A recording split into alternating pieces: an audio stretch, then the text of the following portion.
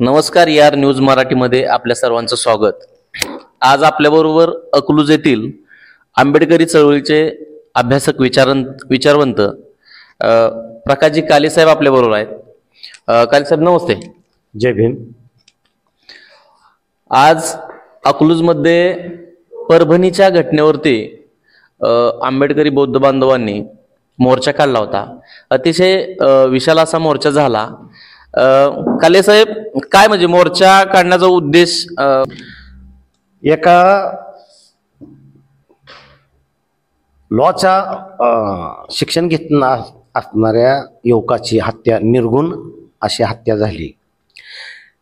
ही समाजवेदनाची बाब आहे.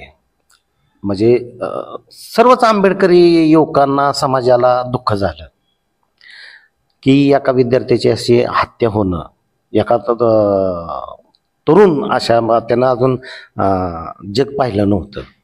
अजून त्याला भरपूर काही करायचं होतं. कायद्याचा पदवीधर होता, 3ऱ्या वर्षात शिकत होता. 2 वर्षानंतर तो वकील झाला असता. आणि अशा व्यक्तीची हत्या होणं, तो कायद्याचा पदवीधर असल्यामुळे कायदा तर हातात घेऊ शकत नव्हता किंवा तसा विचार त्याच्या डोक्यात आलाच नसता. मग अशा व्यक्तीची हत्या का झाली? मग ही निषेधाची बाब आहे. या मोर्चाचं एक नाव होतं की विषाद, असे एक त्या मोर्चामध्ये नाव. विषादचा अर्थ आहे मोठा आक्रोश, मोठं दुःख. समाजाला मोठं दुःख झालं आणि त्या दुःखाची पार्श्वभूमी असल्यामुळं आम्ही हा विषाद मोर्चा काढला. परवा परभणीमध्ये डॉक्टर बाबासाहेब आंबेडकरांच्या पुतळ्यासमोरील जी प्रतिकृती संविधानाची ठेवलेली होती, एका माथे फिरून त्याची विटंबना केली आणि तदनंतर पूर्ण परभणी पेटलं. समाज बांधव रस्त्यावर आले.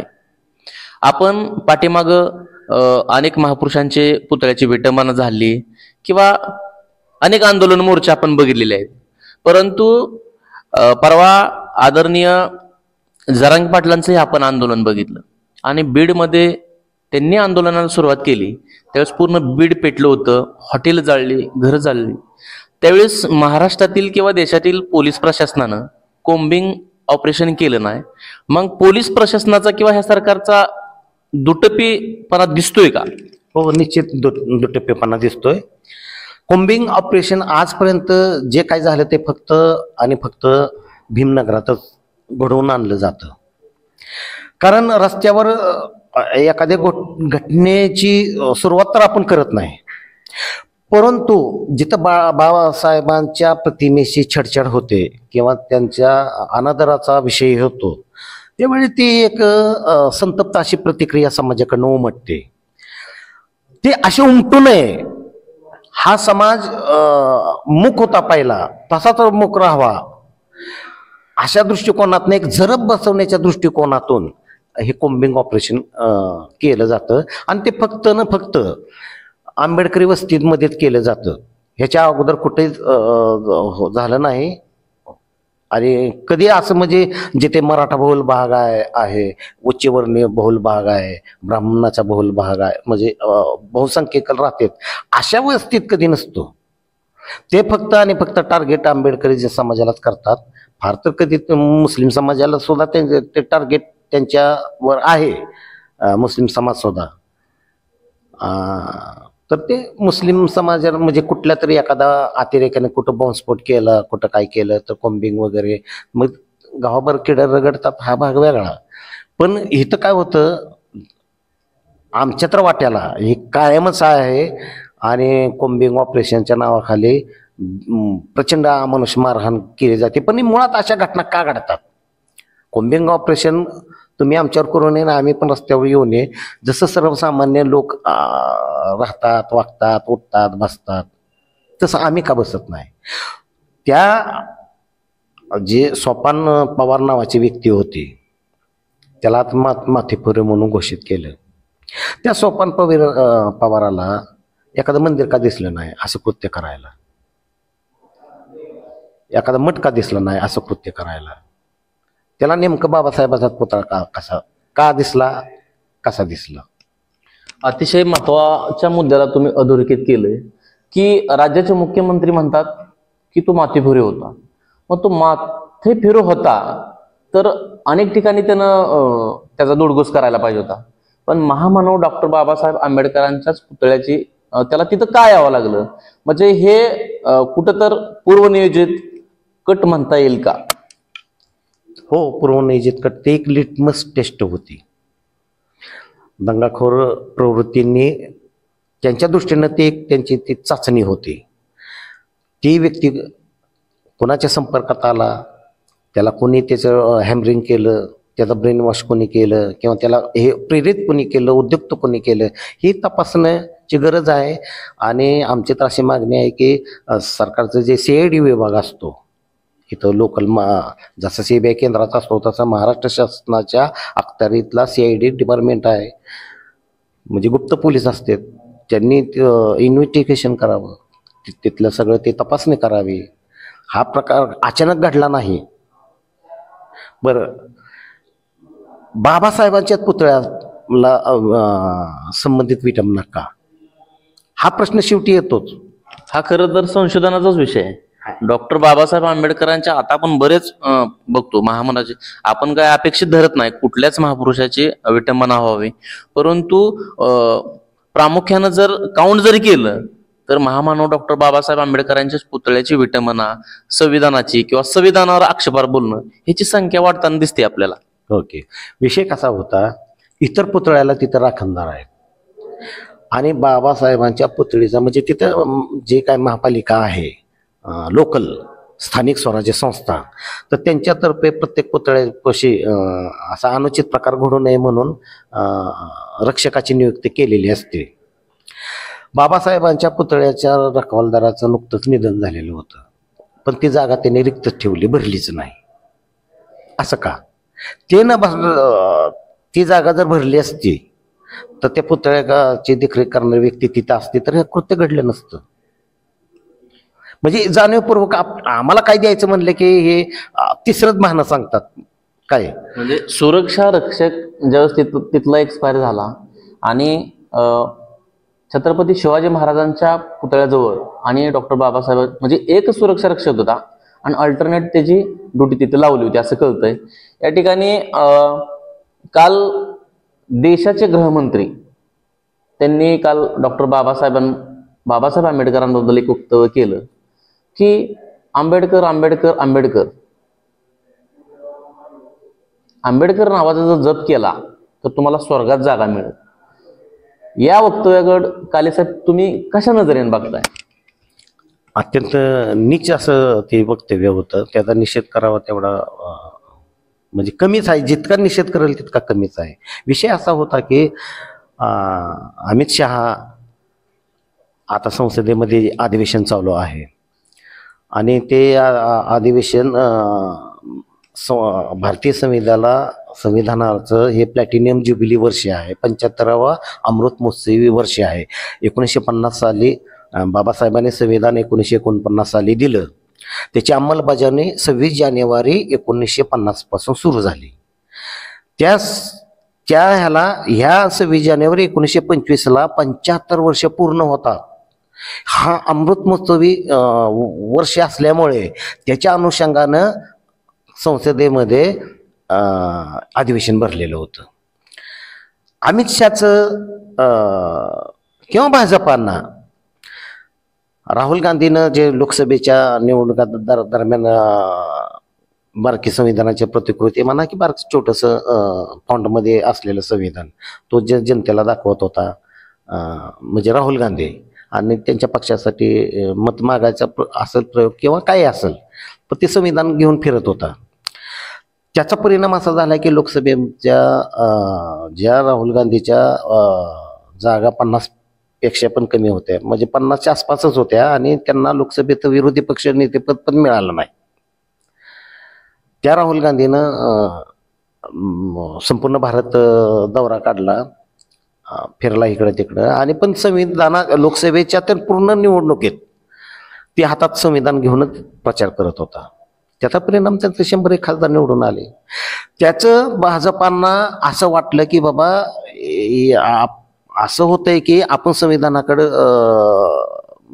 ध्यान देत नाही किंवा संविधान आपण नीट राबवत नाही, तर भारतातले जे बहुजनवादी आहेत किंवा अल्पसंख्याक आहेत किंवा अनुसूचित जाती जमातीचे जे लोक आहेत ते संविधानवादीच आहेत आणि ते काँग्रेसकडे अटॅच होतील. मग काँग्रेस किती नालायक आहे, त्यांनी संविधानाचा कसा त्यांच्या कार्यकालात दुरुपयोग केला हे दाखवून देण्यासाठी अमित शहानं ते वक्तव्य केलं. ते बाकीचं काही बोललं असतं तर ठीक होतं, पण त्याचा जो टोन होता बोलण्याचा, जी लकब होती ती अत्यंत म्हणजे निंदनीय अशी होती की त्यानं आंबेडकर आंबेडकर आंबेडकर आंबेडकर आंबेडकर, अरे एवढं देवाचं तुम्ही नाव घेतलं असतं तर तुम्हाला स्वर्गात जागा मिळाली असते, असं त्याचा त्या बोलण्याचा रोख होता. पण म्हणजे देवाचं नाव जर घेतलं असतं तर स्वर्गात तुम्ही गेला असता. मग त्याचा दुसरा अर्थ असा निघतो की आंबेडकरांचं नाव घेतल्यानंतर तुम्ही नरकात म्हणजे जाता. म्हणजे मग बाबासाहेबाला तुम्ही राक्षस समजताय का भूत समजताय का काय समजताय नेमकं? ही स्वर्ग नरकाच्या ह्याच्यापेक्षा मानवमुक्तीचं जे संजीवनी दिली बाबासाहेबांनी आपल्या संविधानात, नाकारलेल्या वर्गांना वंचित व घटकांना जो न्याय मिळाला संविधानामुळं, त्या संविधानाची पुरेशी अंमलबजावणी काँग्रेसने केली नाही असं म्हणलं असतं तर ठीक होतं. देशाचा गृहमंत्री एक जबाबदार व्यक्ती जर डॉक्टर बाबासाहेब आंबेडकरांबद्दल आणि संविधानांबद्दल जर म्हणजे निंदनीय बोलत असेल तर खाली राज्यातल्या गृहमंत्र्याकडून त्या प्रशासनाकडून काय आपण अपेक्षा कराव्यात? होय की विषय असा आहे, बाबासाहेब हे आता एखाद्या राज्यापुरते किंवा देशापुरते सीमित नाहीत, ते आंतरराष्ट्रीय ख्यातीचे महत्त्वाचे विचारवंत नेते मानले जातात. त्यांच्या विचारावर, त्यांनी लिहिलेल्या पुस्तकावर रिसर्च केला जातो. अनेक जणांना डॉक्टरेट पदवी मिळालेली आहे त्यांच्यावर संशोधन करून. अशा बाबासाहेबांना ज्यांना महामानव म्हटलं गेलंय, भारतामध्ये असं कोणाला इतर लोकांना म्हटलं नाही, ज्यांना फार पूर्वीपासून परमपूज्य म्हटलं गेलेलं आहे, ज्यांच्या नावाचा लोकांनी नमस्काराच्या सदृश्य वापर त्यांचं म्हणजे जय भीम हा जो शब्द आहे ही एकमेकाला नमस्कार करण्याच्या दृष्टिकोनातनं पाडलेला प्रघात आहे, पद्धत आहे, रीत आहे. असं कुठल्या महापुरुषाच्या नावानं आणि विशेष म्हणजे जिवंत असणाऱ्या महापुरुषाच्या नावानं असं कधीच घडलं नाही, कधीच नाही. फक्त असं अख्ख्या विश्वात फक्त असं भाग्य बाबासाहेबांनाच मिळालंय. तर त्या बाबासाहेबांविषयी बोलताना तारतम्य भावानं बोलावं, कुणीही बोललं तर बोलावं असे सर्वसामान्य लोकांची अपेक्षा असते, इच्छा असते. आणि अनादर करू नये. आंबेडकरी जनता तर कुठल्या महापुरुषाचा अपमान करत नाही, कुठल्याच करत नाही. त्याला ते पटो ना पटो, पण तो करत नाही, कधीच करत नाही. मग आमच्याच महापुरुषाच्या बाबतीत तुम्ही बोलताना संयमानं का बोलत नाही, हा आमचा सवाल आहे. डॉक्टर बाबासाहेब आंबेडकर हे जे महान या पृथ्वीतलावर समाजसुधारक होऊन गेले, त्यांनी त्या सर्व महापुरुषांनी किंवा समाजसेवकांनी डॉक्टर बाबासाहेब आंबेडकरांना आदरार्थीच मानलं. हे कदाचित त्या अमित शहाना माहीत नसावं. परवा जे परभणीचं प्रकरण झालं अतिशय निंदनीयच झालं आणि तदनंतर परभणी पेटण्याच्या मार्गावर असताना इथं समाजानं शांततेत ही मोर्चा काढला होता. पण मोर्चा शांततेत निघत असताना अचानकपणे त्याला हिंसक वळण लागलं.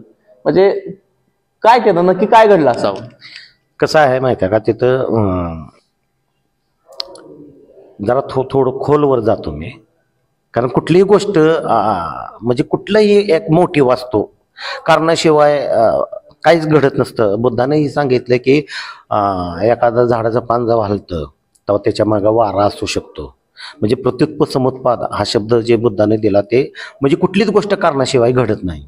आज परभणीमध्ये जे काही घडलं किंवा घडत आहे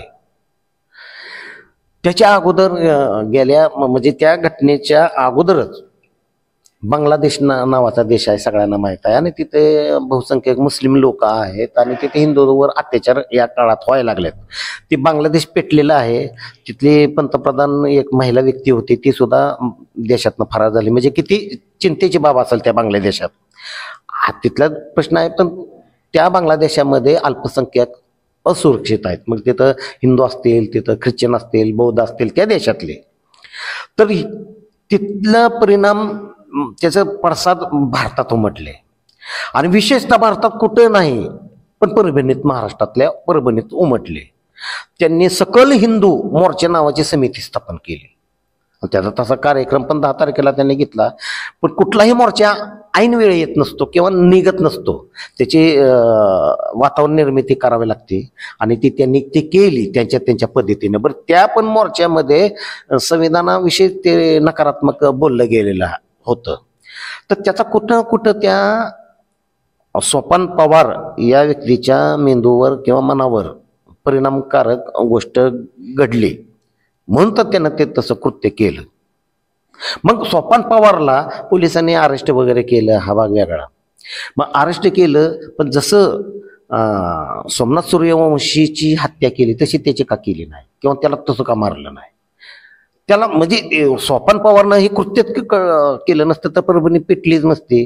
परभणीत ज्या काय वाईट साईट घटना घडल्या, अप्रिय घटना घडल्या, त्या घडल्याच नसत्या. म्हणजे सर्व कारणाचं मूळ हा सोपान पवार नावाची व्यक्ती आहे. मग त्याला काहीच झालं नाही. आपल्या भीमसैनिकाने चोप दिला, हा भाग वेगळा. पण सरकारकडनं काय झालं नाही. सरकारनं त्याला आता ट्रीटमेंट दिली, चांगली व्हीआयपी ट्रीटमेंट. ती आता दवाखान्यात वगैरे आहे. त्याच्यावर काय केसेस दाखल झाले, म्हणून त्याच्यावर काय गुन्हे दाखल होतील ना होतील, पण आमचं म्हणणं आहे की देशद्रोहाचा गुन्हा त्याच्यावर दाखल व्हावा. नक्कीच अशा प्रवृत्तींना खरं तर प्रशासनानं ठेचून काढून देशद्रोहाचा गुन्हा दाखल करावा आणि अशा घटना घडू नये म्हणून प्रशासनानं सतर्क राहावं. त्या घटनेमध्ये आपल्या समाजातील विद्यार्थी जो उद्याचा वकील होणार होता, त्याचा पोलीस कस्टडीमध्ये त्याची डेट होणं हे कुठं तर खूप गंभीर आहे. जर पोलीस कस्टडीमध्ये अशा उद्याच्या देशाच्या भावी पिढीचं जो कायद्याचा अभ्यास करणार होता, उद्या वंचित पीडित घटकाला, गरीब जनतेला न्याय देण्याची भूमिका त्या भीमसैनिक होता आणि त्याची भूमिका नक्की राहिली असती. मग अशा विद्यार्थ्याचा तिथं कस्टडी डेट होणं हे किती संशयास्पद आहे. आणि ह्या आता जे कायदा चालवणारे वगैरे प्रशासन आहे, यांच्यावर किती आता विश्वास आपल्या लोकांनी किती ठेवायचा? विषय काय होता, त्याचा तो खून झालेला आहे, तुम्ही समजून घ्या.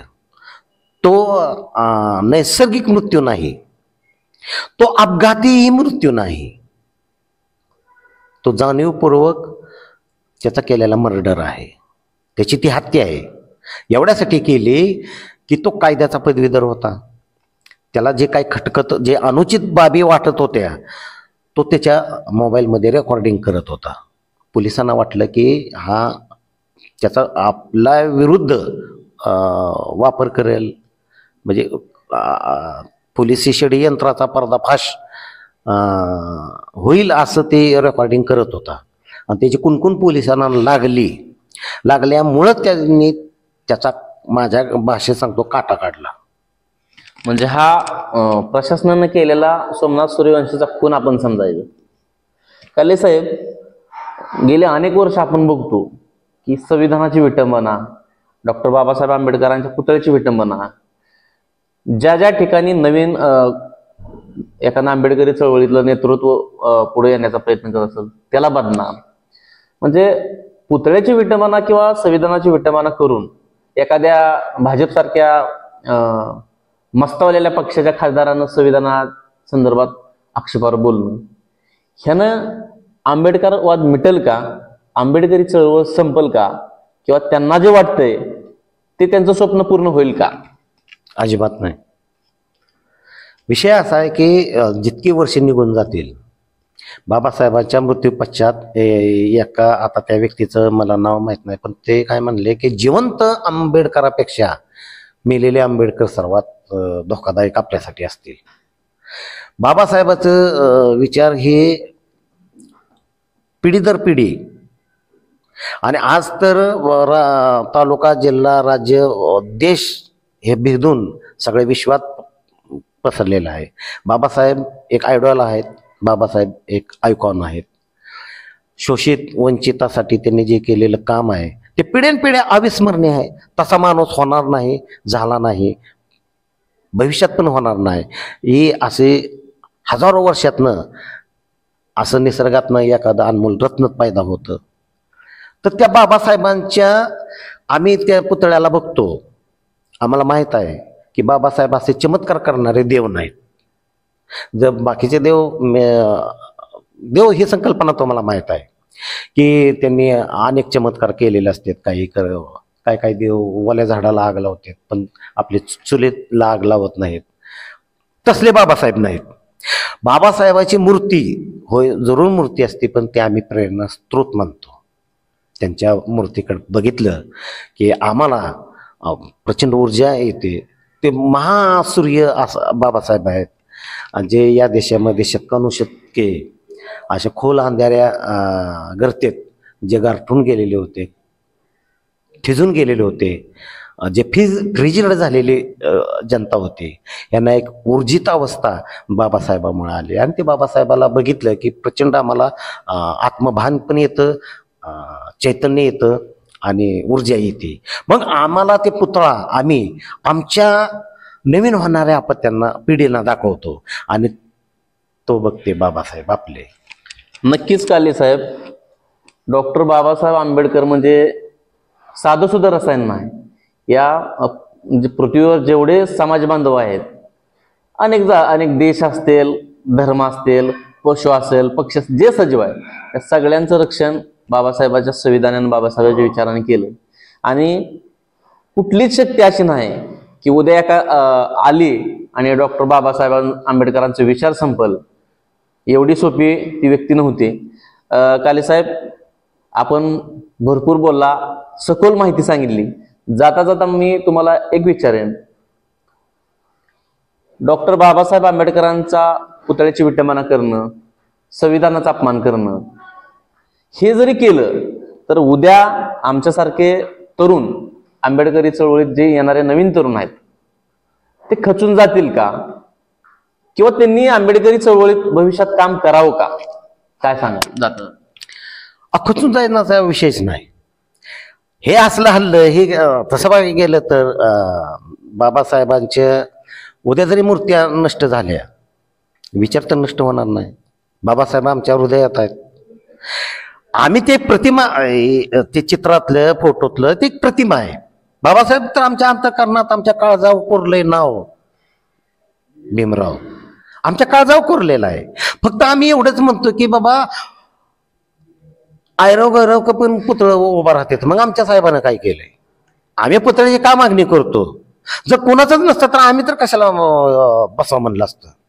पण ज्यांनी काय तर नुसतं जे जात दांडगे आहेत, जे दांडगे आहेत, त्यांनी पैशाच्या जोरावर आपल्या संस्थेमध्ये पुतळं बसवलं, हायस्कूलमध्ये बसवलं, कॉलेजमध्ये बसवलं, कुठेही बसवतात. चौकात चौकात त्यांचे नावं चालू आहे ते. अरे मग ज्याच्यामुळे राष्ट्र चालतंय, राष्ट्राला एक दिशा सरपंच पासून ते राष्ट्रपती कोणाला व्हावं, त्याचा अधिकार काय आहेत, ह्याची स्पष्ट गाईडलाईन जो ग्रंथ करतोय ते संविधान बाबासाहेबांनी निर्माण केलंय. तुम्ही त्या जातीय चष्म्यातनं त्या व्यक्तीला किती दिवस पाहणार आहात? म्हणून एखाद्या गावात पुतळा नसला तर आम्ही म्हणतो बसवा, त्या म्हणजे प्रेरणा मिळते म्हणून. मग असं नाही की फक्त बौद्धांनाच प्रेरणा, तुम्ही पण घ्या बाबासाहेबांपासून प्रेरणा. तेच अख्ख्या भारतासाठी काम. तिथं काय संविधानात फक्त हा मजकूर बौद्ध लोकांसाठी किंवा अनुसूचित जातीच्या लोकांच्या फायद्यासाठी असं काय आहे का? काय आपण नोकरीचं वगैरे सोडलं, रिझर्वेशनचं काय, तर बाकीचं सगळ्यांना सगळं एकसारखंच आहे ना. तर बाबासाहेबांच्या असं कुठं छुटपुट घटनानं हा समाज ल्याचाप्याचा होणार नाही, डगमगणार नाही. आणि असं किती हल्लं झालं, उलट जितकं हल्लं होतील तितकं माझा समाज हा जास्तच उलट त्यांचं ध्रुवीकरण होईल. तो असं विकेंद्रीकरण कधीच होणार नाही. बाबासाहेबांवरती किंवा संविधानावरती तुम्ही किती जर चिखल केली तर समाजाचा उद्रेक होईल आणि असे आंबेडकरवादी तरुण पुढे येतील आणि ही डॉक्टर बाबासाहेब आंबेडकरांची चळवळ कधीही संपणार नाही. साहेब, अजून थोडं बोलेन मी तुम्हाला की संविधानाची पायमल्ली होते, बाबासाहेबांचा अपमान होतो. मग संविधान हे नुसतं बौद्ध समाजाचं रक्षण करत नाही, इथल्या सर्व समाजाचं रक्षण करतं. सगळी सिस्टीम, देशाची जी लाईफलाईन जे म्हणतो ते भारतीय संविधानामुळे चालते. मग ज्यावेळेस पुतळ्याची विटंबना होते, बौद्ध समाजाचा रस्त्यावर उतरतो किंवा त्याच्याबरोबर मातंग समाज असतो, मग तुम्ही सवलती घ्यायला सगळेच असतात. मग संविधानाच्या रक्षणासाठी हे लोक का रस्त्यावर येत नाही, का मागणी करत नाही? कदाचित असूया नावाचा एक प्रकार असतो की एवढा मोठा व्यक्ती आपल्या समाजात जन्माला नाही, ह्याचं कुठं तर शल्य असेल किंवा त्यांचं अज्ञान असेल किंवा जाणीवपूर्वक त्यांच्या डोक्यामध्ये जे ते इतरांच्या संपर्कात आल्यानंतर ते इतराच्याच विचारांना माखलेले असतील. विषय असा आहे की कुणी येऊ ना येऊ, बाबासाहेब आम्ही माथेऱ्यात खातेऱ्यात पडलेली लोक होतो. आमचं पुनरुत्थान बाबासाहेबांनी केलंय. त्यामुळं आमच्यासारखंच इतरांनी माना असं काय आमचं म्हणणं नाही. पण कुणी येऊ ना येऊ, रस्त्यावर आम्ही मागं पण आलेलो आहोत, आता येत आहोत आणि आम्ही मेलो तर आमची पुढच्या पिढ्या नक्कीच ते रस्त्यावर येणार. त्यामुळं कोणी येऊ ना येऊ, बाबासाहेबाच्या सन्मानासाठी आम्ही सक्षम आहोत, आम्ही खंबीर आहोत. डॉक्टर बाबासाहेब आंबेडकरांच्या नावासाठी, त्यांच्या दिलेल्या संविधानासाठी आम्ही भीमसैनिक म्हणून नेहमीच पुढे असू, हा कालेसाहेबांनी आता आपल्याला संदेश त्यांच्या बातचीतमधून दिलेला आहे. कालेसाहेबांनी अतिशय समर्पक आणि प्रखर आपल्या संभाषणातून आपल्याला उत्तरं दिलेली आहेत. मी अण्णा भोसले, AR न्यूज सह अकलूज. धन्यवाद.